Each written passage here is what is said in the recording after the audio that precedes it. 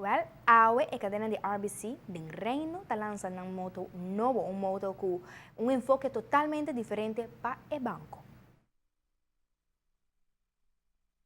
Pessoas que conhecem RBC, sabem que sempre nós trabalhamos com o motto Strength at Work for You.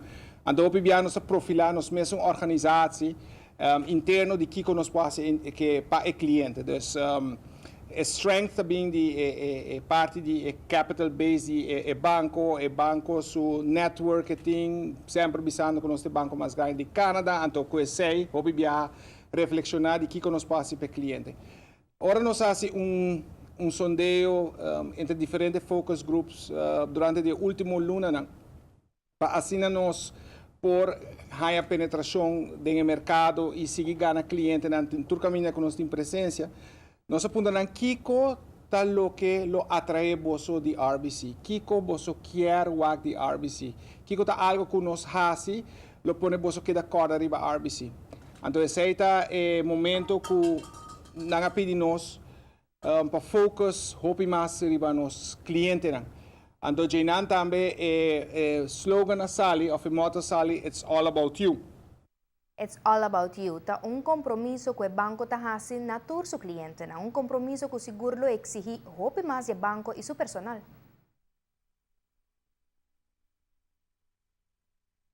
Esse compromisso tá que nós vai estar conectando Cubo, que nós vai dedicar nos meses na abo, que nós vai enfocar riba boa dentro do que nós fazemos, nós vai invertir em bo como nos clientes, nós lo traga para assim botar melhor porvenir e nós lo quer para em qualquer circunstância que o porta a den at any given moment ora botar cliente em RBC.